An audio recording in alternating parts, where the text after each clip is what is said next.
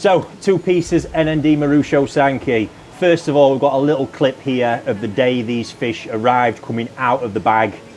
Check it out, it was absolutely nuts to see that. They were Tosai at the time, very young. These are now, where we are, say February, so we're about 22 months old now on these, and they've been raised in a combination of the 1200 gallon and the 3,500 gallon ponds that I've got.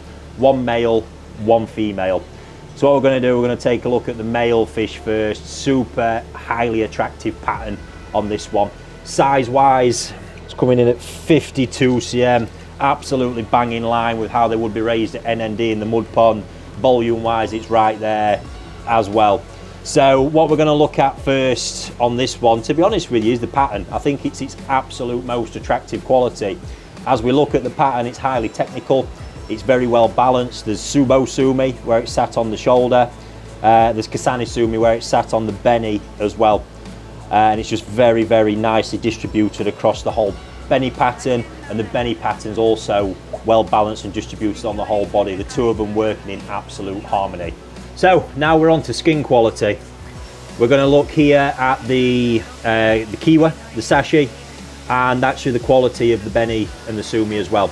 So you can see on this, it's got the Marusumi style of Kiwa, we actually spoke about in our previous video.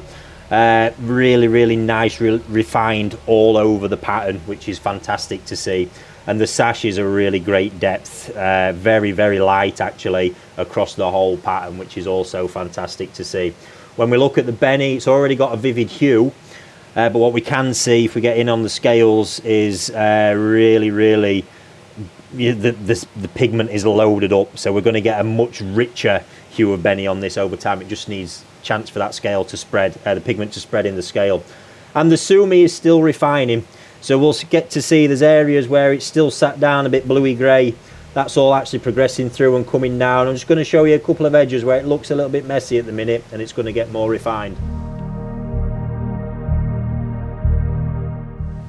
And finally, the important one, the body. So it is a male fish, yes. NND Sanke have the capability to produce some very big bodied and big growing male fish as well. You can see with this one, and I've always said it, don't forget, it's all about the bone structure, and I love the bone structure of this fish. We can see it's got a very strong head, that's important. I love the distribution and shape of the pec fins, which tells me as well the kind of end looking result I'm going to get from the fish. Backbone's very prominent, and there's good height forming behind the head as well, and there's just superb length to the body. It's very muscular throughout, and there's a nice thick peduncle at the end. Not forgetting the peduncle, very important. And yeah, I love it. So it just tells me that in the right conditions, it's going to continue to grow well in length, and also just nicely increase the volume to make a powerful fish as well. Areas for improvement in this fish. Right now, the shiroji is not the best, but that's just a conditioning thing.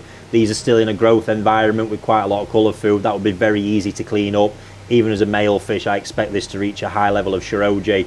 And it's not really a major thing, but the tejime in the fins is just starting to form, and that will add a nice balance to the fish eventually. It's just started showing in one. I anticipate it will show in the other, but all that just needs time, and the shiroji is literally just a conditioning thing. So other than that, very exciting prospect for the future. Piece number 2, the female piece, very, very different in almost every respect. In its pattern style, a bit more traditional, a bit more probably Japanese favoured actually, the way this one's becoming structured.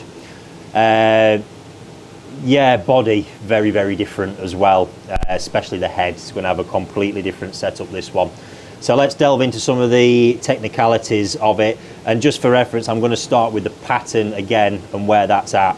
So this one, like I say, much more traditionally Japanese. It's actually got less Sumi overall going on than the piece we looked at previously, and it's got bigger, heavier blocks.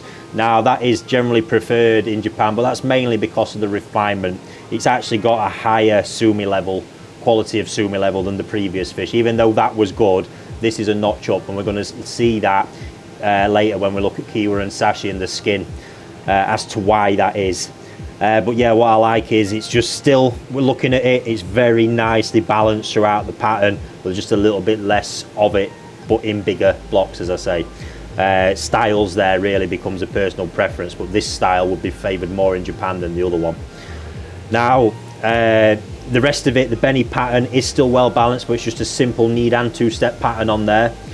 Traditional kind of U-shaped head pattern, sat nicely on the top of the head as well. But as we can see, it's got a very, very kind of deep odame at the back. But that, combined with the more powerful peduncle and body it's got, is making the whole thing look more prominent. Right, time for the skin. So to me, I think the whole skin quality level on this fish is a notch up, and this is where it's really nitpicking, and the difference between them ones that can become real potential show winners.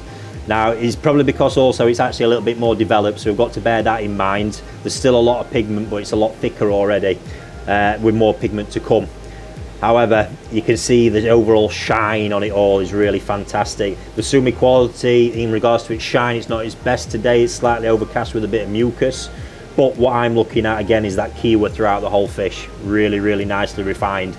And then I'm also looking at the Kiwa of the Sumi. But the bit giving me the indicator on the quality of the Sumi is the amount of Sashi that it has. I've spoke about this before, but that Sashi that it's got is an indicator of its depth. And that's what's also leading to the refinement we see on this as well. It's got very highly refined Kiwa to the Sumi, which that is what creates this overall look of quality and cleanliness to the whole fish. Sashi wise on the Beni, a little bit deeper than the last fish, but it's consistent, and that's what I really want to see. So as you can imagine, the bit really tying me in with this piece is that body. We can see it's just set, it's a more powerful fish overall. The volume it's carrying on the shoulders is really quite Sakai-esque, probably coming through there. But for me, it all starts with the head. It's got a real wide head, looking quite gnarly as well. We can see it's starting to get them creases above both eyes. This is going to look fierce as it gets bigger, and it will get some size. It's at 49 cm at the minute. It's no slouch, but really there's so much to come from all those aspects of it. And it then combines, that thickness continues right at the end at the peduncle, where there's real thickness and height to it as well. Very, very exciting, and can't wait to see this one in another year.